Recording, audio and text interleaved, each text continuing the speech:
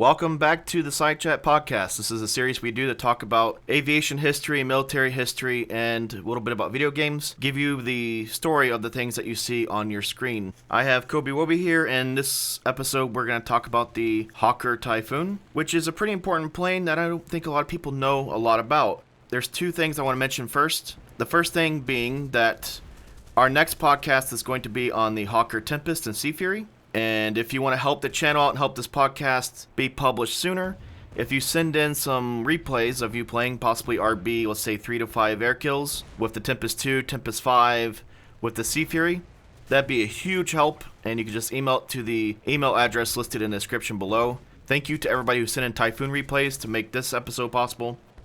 The other thing is that we're slowly creeping up to 100,000 subscribers. I'm trying to get some stuff together for that. I thought one of the nice things we could do for our podcast was another question and answer session. We haven't done one of those in almost, 6 months to a year? Yeah, it's been quite a while, yeah.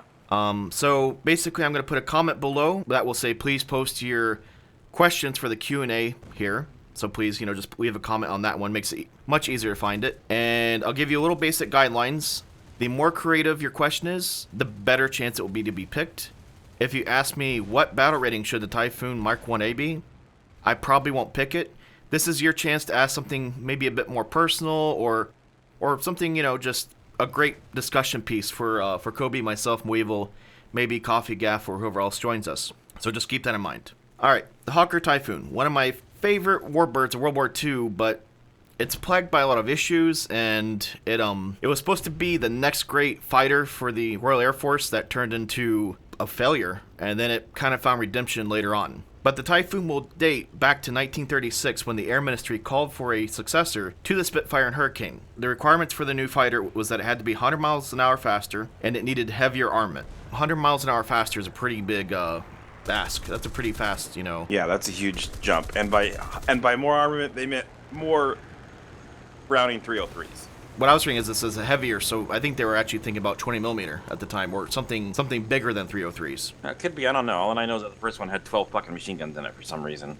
So there's a gentleman named Sidney Cam, who is probably one of the most talented and gifted British aircraft designers. He is an individual that came up with the Hurricane, the Typhoon, the Tempest. He went on to do, the Hawker Hunter? Yeah, he worked in development of the Hunter, and a lot of his understudies went on to do all sorts of stuff. Sidney Cam was the chief designer at Hawker for a good number of years, for quite a long time, and he's probably quite honestly the most influential designer that the British have ever had as far as airplanes. He also went on to work on the Harrier at the end of his life, so Yep. One of his planes is still kind of flying around today. Pretty impressive. So, as no surprise, they won the contract in 1938, and the biggest design issue that he had was getting a bigger engine. The technology was not ready yet. He had three basic choices: the Napier Sabre, the Rolls-Royce Vulture, or the Bristol Centaurus. The Centaurus will be later used in the Tempest 2. It was nowhere near ready in 1939-1940. That is a very complex engine that needed a lot more time before it could be rolled off production line. That left two engines: the Rolls-Royce Vulture, which was underpowered and had quite a bit of problems, and to my knowledge it was only used in a handful of planes. Only like 500 were made. Most of the Manchester that flew it. Aero Manchester, which became later on the Lancaster bomber.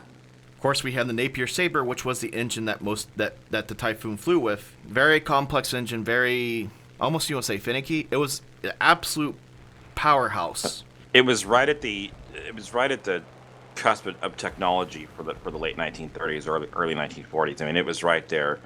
The Sabre is a really weird engine. It's an H engine, so instead of a normal V-shaped engine, where the cylinders are at angles, the Sabre is basically shaped like the capital letter H, and that's why it's 24 cylinders instead of 12. It's basically two 12 cylinders stuck together.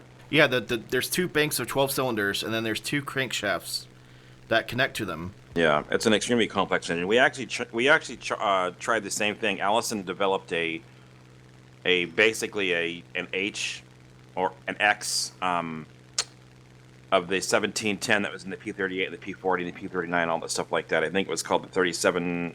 Don't quote me on this. I think it was called the 3750. and it was basically two 1710s welded together to form an X, and it was an absolute terrible design. But that's what they had back then. To get more horsepower, you needed more cylinders, and that's why we have such weird radials like the Pratt & Whitney 4360 that has 28 cylinders on it. More cylinders equals more horsepower. That's what they had back then. The last thing that needs to be said about the Sabre was it had sleeve valves.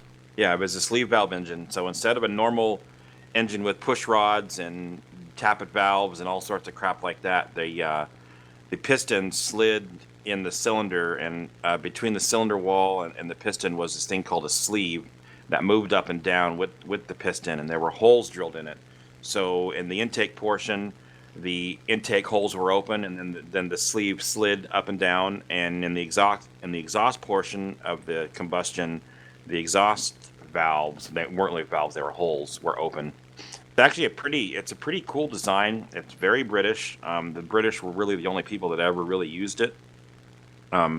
It's much lighter weight and much fewer parts to manufacture than a traditional poppet valve engine or a valve that has push rods and stuff like that. But it's mechanically an absolute nightmare. Everything's got to be timed just right, or else you blow out cylinders. Also, keep in mind, even though this is a more efficient and more powerful engine, this is 1939-1940 tooling in a country who was being bombed constantly. Yeah. So the tolerances, they didn't have CNC machines. Tolerances weren't quite what they needed to be. Hawker knew that this was going to be an issue, so they Syndicam made two aircraft. One called the Hawker Tornado, and the other one's the Typhoon. The Tornado was going to run the Vulture engine, while the Typhoon was the Sabre engine. This was kind of, I think, to hedge the bets in case the Sabre failed or the Vulture didn't work out. They kind of had a 50-50 chance of having a fighter. So the Air Ministry ordered 1,000 of these aircraft, and basically I believe it was 500 Tornadoes, 500 Typhoons. Rolls-Royce dropped the Vulture altogether to focus on the Griffin engine, and all current Vulture engines went to the Manchester. So Tornado, I think there was like 5 made, never seen again. So if you never heard of the Hawker Tornado, don't worry, I didn't either until I was digging through this. Flash in the pan. First flight was February 1940 for the Typhoon. That's actually really early. If you asked me before, a couple years ago when I thought the Typhoon's first flight it would be, I'd say 1941, late 1941, early 1942 maybe. I had no clue this was spring of 1940. But what delayed the aircraft until 1942, 1943 was a war. And instead of building Typhoons, Hawker had to build replacements for all the combat losses to the Hurricane. So the Typhoon just had to keep kind of waiting. Now, one last thing I'll say is that Hawker also owned a company called Gloucester. Maybe you've heard of them. They built some pretty famous early British jets. And biplanes. And the Gladiator and stuff like the biplanes. They actually built a large majority of the Typhoons. I believe they built like some 3,000 of them. So Hawker focused on other stuff, and Gloucester pretty much did a majority of the Typhoon construction.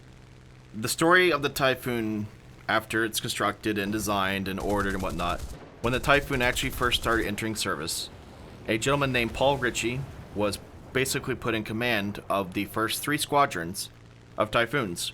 He fought in the Battle of France. He was wounded. During the Battle of Britain, he was a flight controller, and he did return to flying in 1941.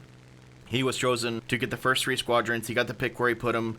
They put him at a base in Duxford because it had really tall grass, and the Typhoon needed a long runway, so the grass helped slow down the aircraft. When the first 3 squadrons got started, there was issues immediately with the aircraft. The engine liked to cut out during landings. They had Browning 303s instead of the Hispano Mark IIs that was supposed to originally come with the aircraft. That was kind of worrisome. They had absolutely 0 backwards visibility, and the starter basically refused to work during the cold. They had issue upon issue, and the plane was nowhere near combat ready. So Syndicam and I believe several people from the Air Ministry came out to see how the Typhoon was doing. And it's kind of interesting story of one of the squadron commanders or squadron leaders who went out and basically in front of all these important people said, your plane is crap. This is wrong with it. This is wrong with it. This is wrong with it. This is wrong with it. This is wrong with it. And it's going to get us killed. And Syndicam took all the aircraft back to Hawker and they modified them. The problems did not end with those modifications. Through basically the entire year of 1942, they fought with things like the oil system. After takeoff, the oil temperatures would just go crazy. Well, you basically boil the engine away. Oil in an airplane engine is extremely important because there's a lot of things moving and a lot of things have to be lubricated. And when you're flying in an airplane, you need lots of oil to lubricate everything, especially when you're doing maneuvers and stuff like that. And if you don't have that, then you boil the engine up and you can seize it, and that's not good. Some of this was due to the viscosity of the oil they were using at the time. They also had fuel system issues, that's a huge deal too. They had oxygen issues, which this was a really big deal because the Typhoon was leaking carbon monoxide into the cockpit. Most of the pilots had to wear their oxygen mask the entire time to live, and if your O2 system failed, the plane was going to kill you. Yeah, that was actually a problem from the day one. The Typhoon always, for some reason, had carbon monoxide issues. They tried to resolve it using stainless steel firewalls, which is a little bit better than what they had. They tried using vents in the cockpit to try to vent the air out, and it was never really taken care of. I don't know why it was, but they always had an issue with carbon monoxide leaking into the cockpit. They had radio transmitter connection issues. They had the rear visibility was still an issue in 1942, even after modifications. They had a really this is an issue I saw a lot of pilots complain about. So the early Typhoons had basically kind of like a car door system like you find on the P-39 or P-63, and the door did not fit properly. Would rattle or sometimes like to open, and even worse, it was a really awkward system to bail out of the aircraft. Later Typhoons did switch to a canopy design. They also had heating issues with the cockpit, which is a pretty big deal in England. All of Europe. They had hydraulic pump issues, which of course leads to your landing gear and all kinds of fun stuff. And then the engine itself was just being finicky and troublesome. So the Typhoon did not enter combat in 1942. They just kind of sat there trying to work these issues out and train with it. But all those issues I just listed were not the biggest one. The Typhoon, they're trying to work through all these small issues, and some of these issues were experienced by other aircraft. It's not like the Typhoon was a horrible piece of crap right off the bat. There's other very famous warbirds that I can tell you about that had similar issues. The next one, though, is something very bizarre, and it took them quite a while to figure this out. So basically one day, Typhoon's tails just started basically falling off or shedding off. The first thought was, well, maybe these pilots are going up to 28,000 feet and they're just doing high-speed dives. If we don't do a high-speed dive, then our tail won't go off. So pilots started flying, let's say, around 20 to 18,000 feet, and they were trying to keep their speeds down. That's not good for a fighter that was basically very poor maneuverability and all about high speed, right? You don't want your pilots to be in a high-speed plane and go, I'm not going to go fast. We're going to keep our speed down. They were losing aircraft about 1 to 2 times a month, and they lost 25 of these things total. And they'd just be flying in formation. All of a sudden, they look over to their right, and one of their wingmen would just basically nose over and go straight down and then disintegrate. They had no idea why. Some thinking was maybe it was carbon monoxide was poisoning the pilot and he passed out. All kinds of investigations went on. Another thinking was maybe the tail needs reinforced. The P-47B had this issue of a high-speed dive. The tail wasn't structurally sound enough, and the tail came off. So they reinforced the tail and did some other changes. So they added like a strengthening strap across the back. They reinforced the tail any way they could. Tail was still flying off. One day, one of the squadron leaders was taking off, and during taxiing, his controls felt really heavy. Well, he brought it back to the hangar. They took apart the tail, and I believe it's like a control strut that connects to a counterbalance and all that system back there. Basically, a system that controls the elevator structurally failed and snapped in half. They took apart the other Typhoons that they had, and they found other structural weaknesses on the same strut that hooks to the counterbalance that hooks to the elevator. So basically what was happening was that there was a bushing that was not fitted quite properly, that during flight would vibrate and kind of wiggle free, and then eventually it would become harmonic. And harmonic is nothing you ever want to hear with anything aircraft or anything engineering, bridges, aircraft. Harmonic is not a good word you want to hear. And the vibrations would ultimately lead to a catastrophic structural failure. And the strut would snap, and the elevator would basically go to basically almost like straight up. Yeah, straight aircraft. ANU, aircraft nose up, yeah. And the tail, it would basically start fluttering, and then the tail would fly off. Long story short. You'll find, if you research this, you'll find like 10 different kind of variations of this. I don't think it was necessarily really well documented. But I guess you call it, that's long story short, or what I found to be the most documented. They fixed this by changing the length of the strut and some other things, and for the most part, they fixed this issue altogether. But 25 aircraft were lost for them to figure this out, which is pretty atrocious. So later in that year of 1942, the Typhoon started to see a bit of combat, and they were basically regulated to doing combat sweeps over the island and maybe a bit out into the channel. They had another issue that they never even probably thought would be an issue. Allied pilots were mistaking the Typhoon for a FW-190. There's a lot of recorded kills by Spitfires of the Typhoon. One of the first flights, a group of Spitfires jumped a Typhoon squadron and killed 3 of them. And then later, the Typhoon was on one of its first combat missions flying. They were escorting a bunch of Bostons over the channel into France for a bombing raid. Spitfires jumped them and actually killed, I believe, one of their squadron leaders. Oops. Kobe and I were doing a bit of research, having a discussion last night. So if you look on the Typhoon, there's this yellow ring around the RAF roundel. And I found a couple sources that say that the yellow ring was added because they were trying to add some high visibility way for Allied aircraft to see, hey, this is a Typhoon. But you will see the yellow roundel on some other British aircraft. Yeah, it's standard. It's standard on fighters during World War II to have the yellow ring around the roundel. Which started in 1942, if I believe, right? Which is when this was correct. happening.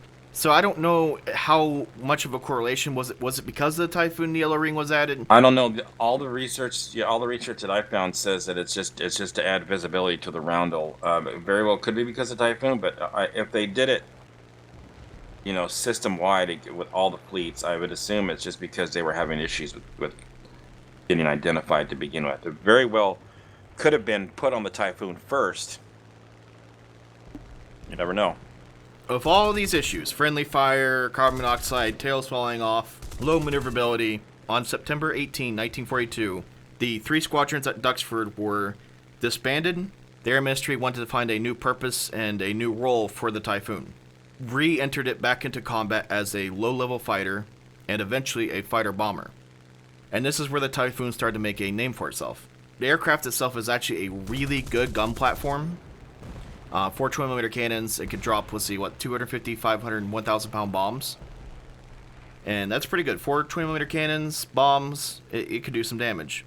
One of the Typhoon's first missions in late 1942 was to stop raiders flying over the south coast of England and bombing targets. FW-190s and 109s were flying somewhere around 30,000 feet, and they would do this very aggressive dive across the channel and would lob bombs and strafe basically any target they find, military or civilian. We're talking about groups of like 3 or 4 aircraft. The reason the Germans did this was that they were avoiding radar. So the Typhoon was able to find a niche where it could catch these raiders because of its speed. And it was very good at scrambling for this type of defense. In 1943, the aircraft became basically offensive for the first time and would do low-level attacks across the channel. This is not what you call a sexy or a fun role. You want to explain basically flat bait, Kobe? And Yeah, it's pretty common. Basically, what they'd do is they'd fly in ahead of time, get all the AAA guys targeted on them, and they would basically get shot at for no reason to try to get the AAA off of the main attack force. The British did a lot of it. We did a little bit too in Europe, but not nearly as much as the British did. Very deadly mission. It was not a very good thing to get, but people had to volunteer for it. So basically, it'd be a wave of Typhoons that would attack the AA and get the anti-air to fire at them, and then sometimes there'd be a secondary wave of Typhoons that would go for the airfields and try to take out as many aircraft as possible, or even just to get aircraft on them. And then the bombing force would come in behind that and hopefully not be shot at. The Germans would be more tied up with the low-level Typhoons wreaking havoc. A lot of aircraft were lost doing this. The Typhoon is a very, very big aircraft with massive wings. big, thick wings. The wings are very thick, and the reason why is because with 12 machine guns inside the airplane, you need to put all that ammo somewhere and all the gas to go anywhere somewhere. So they had very, very, very thick wings, and it really hampered the altitude performance of the airplane, hampered the top speed as well. There's a lot of drag. Now we're getting into 1944, which we're getting close to the Normandy invasion, some other stuff. British manufacturing is catching up and kind of, I guess you call it, rebuilding itself, and the quality control is getting better. The Typhoons are getting better. I believe at this point, all of them would be running 20mm Hispanos, for sure. They also changed out some of the stuff. In early 1944, the first Canadian wing was formed. I believe before that there was a New Zealand wing that was actually serving against those raiders in 1942. There was a lot of Canadian Typhoon wings. The Typhoon also changed its tactics from doing basically low-level bombing to dive bombing. Start at 10 to 12,000 feet, and they released their bombs at basically 4 to 5,000 feet. Pilots ran into an issue, though, of their bombs not releasing. And this is another lovely Typhoon issue. They would winch the bombs on to the aircraft because bombs are heavy. 500-pound, 1,000-pound bomb. You'd have a winch to lift it. The mechanism, there's basically two arms that hold the bomb. The winch would jam the bomb on so tight that the mechanism could not release. In mid-1944, rockets were added to the Typhoon, and this made the aircraft basically blossom into the ground attacker that we know of today. They had two basic rockets they fired. One was a SAP-HE, 60-pound. Inside of that was 14 pounds of TNT. This rocket would go through the side of a merchant ship and detonate about 5 to 15 feet inside. As you could probably predict, it wasn't a good time inside of that merchant ship to have 14 pounds of TNT detonating inside of you. These rockets were used, though, on the ground a lot for ground targets, infantry, tanks, you name it. It's the ones that you see in War Thunder all the time. They kill anything from a destroyer to a pillbox. The other rocket, which is not in-game, is called the APSAP, which was a 25-pound solid rocket made of steel. And they like to use those against tanks and trains. Basically, that rocket, it's basically a giant lawn dart that could penetrate through about 4 inches of armor. So you can imagine if that hit a boiler. Kaboom. Yeah, that's pretty big. The first trial of them using rockets, they did a 30-degree dive against a power station. They sent out 6 aircraft. Only 3 of them returned. So 50% combat losses, that's not really acceptable. And from there, they kind of just did about 40 to 60 degree dive angle when using rockets. And as we said, basically, they use bombs, they use rockets. You could easily switch between them by removing the rocket rails and putting on the arms. I believe they could do it literally within a matter of minutes or hours. This was not a factory modification. The aircraft could do this in the field quite easily. One issue, though, that I will say about the rockets was that they kind of like to burn through the wing. Early Typhoons had to have a thicker piece of steel placed inside the wing to keep the rockets from burning through the aircraft skin. Later on, they added some type of substance to the cordite, which allowed them to lessen the amount of steel used in the wing. This was a big deal because you had rocket rails and you had this huge piece of steel plate in the wing. Even when the rockets were gone, you still had all this extra weight in the wings, which made the aircraft less maneuverable than even was, without it. During the Normandy campaign, the Typhoons basically went on the hunt. They went after trains, installations, anything they could. The Typhoons, though, took an extreme amount of losses. Flying low like this, doing these type of missions is extremely dangerous. 151 pilots were killed, 36 were captured, and over 274 planes were lost. It's pretty deadly. I mean, it's a very hard mission to do. Flying low to the ground on purpose is kind of hard. After the invasion of Normandy, the Typhoons all moved to France, and they started having a new issue. The gigantic propeller on the front of the aircraft liked to kick up a lot of dust. This was doing two things. First, the ammo chutes that the 20mm shell casings fall out of would fill up with dust, and it would cling to the oil that was attached to the ammo belts, which would jam the guns. Somebody came up with a very simple fix, and the guy got a citation for this. He put toilet paper in the ammo chutes. When they fired the guns, the shell casings would push out the toilet paper. Guns worked. Very simple fix to a very bad problem. The other issue they had was that the Typhoon was extremely hard to taxi with all the dust. And the Typhoon's hard to taxi and take off anyway because of the amount of torque this thing hits. And the visibility. And the big prop. So when you have all this dust, so basically they would start zigzagging so they could see where they're going. And Typhoons were running into each other. Called S-turning, thank you. Oh, I'm sorry, S-turning. This led to a lot of accidents, so eventually ground crew had to start writing on the wing to tell the pilots where to go. On takeoff, and this is even with the early Typhoons, every time a new pilot flew a Typhoon, they basically tell the pilot, put your left boot all the way to the floor. And they would do this, and then they would throttle up, and the aircraft would take basically almost a 45-degree turn to the right and take off through the field that direction. They had to be very, very, very finicky with the throttle because this aircraft produced a lot of torque, a lot of power, and it wanted to kill you on the ground. It was From from all the reports I read, this thing was great to fly in the air. It tried to kill you on landing and takeoff. When Typhoons were in Europe, they basically were regulated to close air support missions. And I thought this was pretty advanced stuff that they were doing in 1944.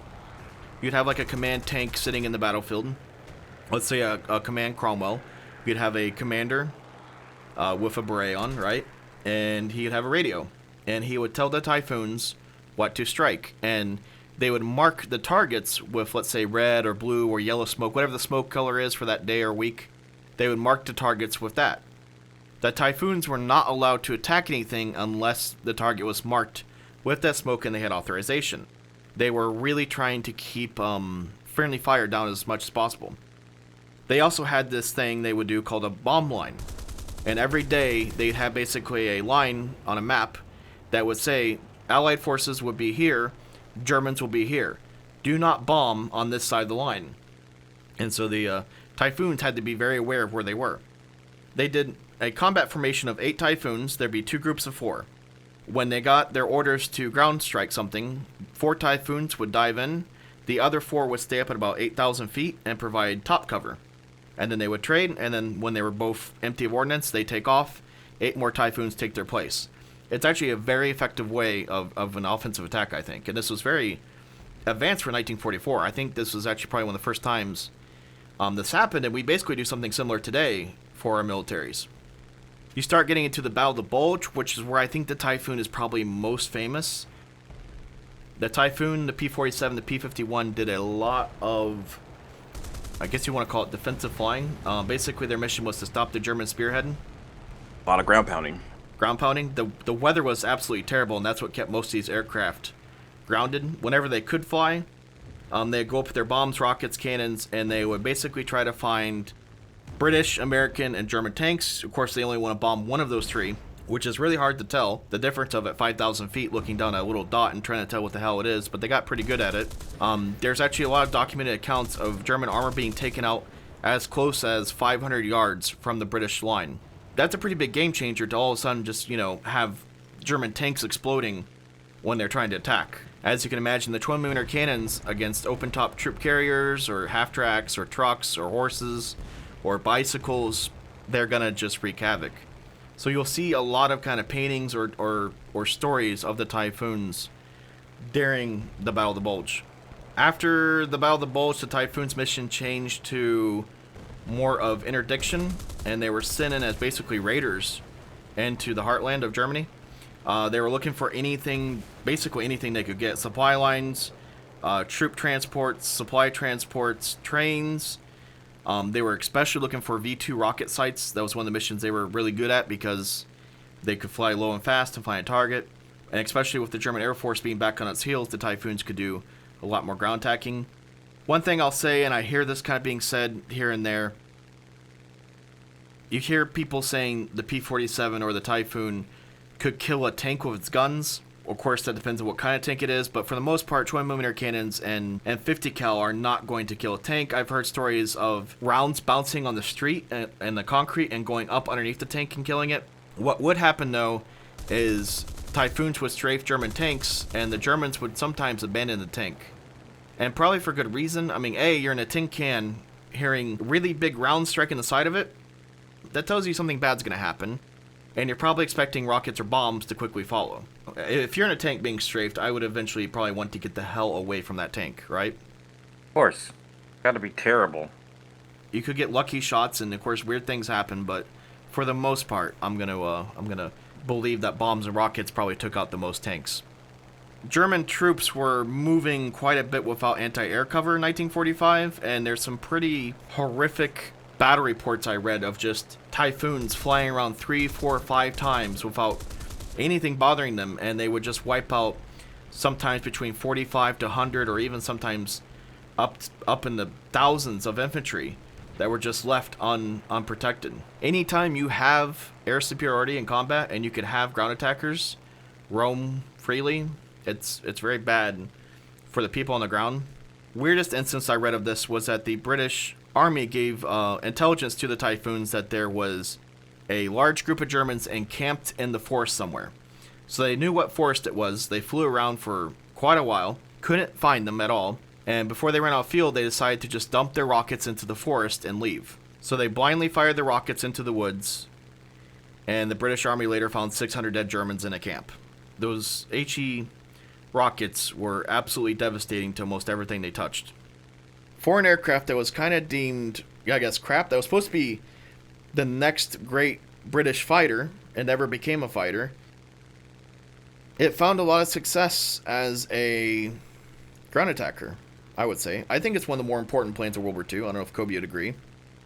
Yeah, okay. Yeah, I mean, what it spawned later on was, in my mind, was even more important, but yeah. Well, we'll get to that in a second. But I mean, the Typhoon, for what it did, it took out a lot of targets, and it made a lot of things possible for people on the ground to move forward. I think the Typhoon, especially if it's raids into Norway, into Holland, into Germany, into France, this thing saw a lot of combat.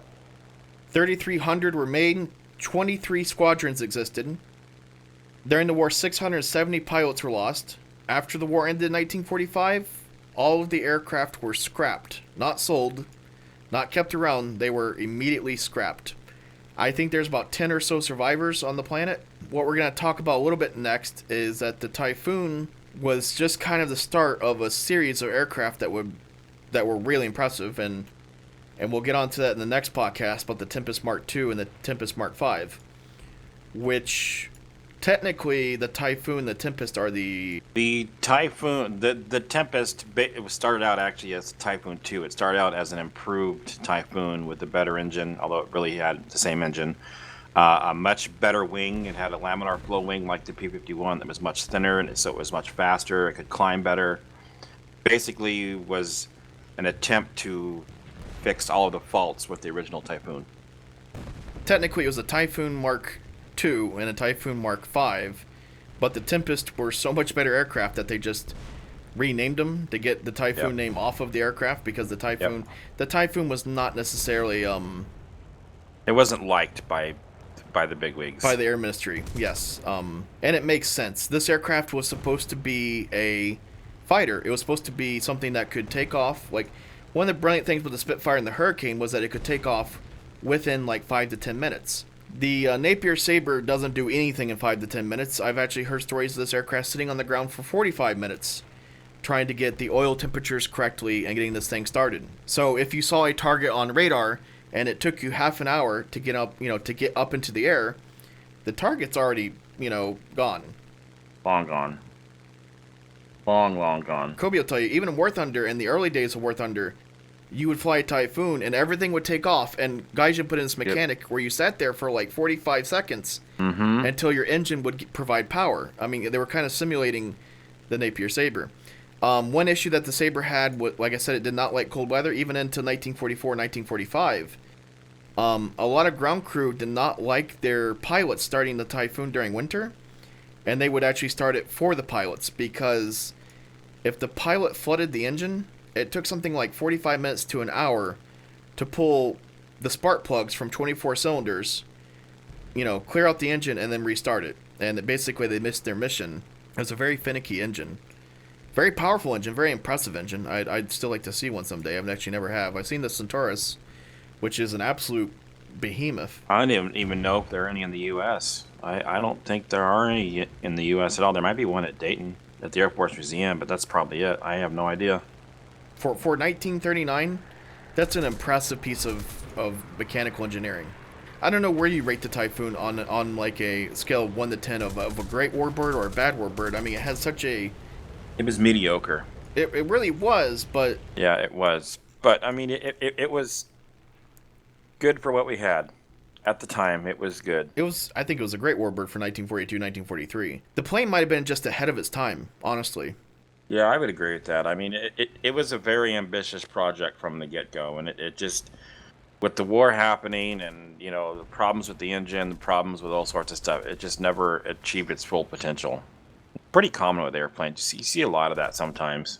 Next episode, we will talk about the Tempest Mark V, the Tempest Mark II, and the most gorgeous fighter ever made, the Sea Fury.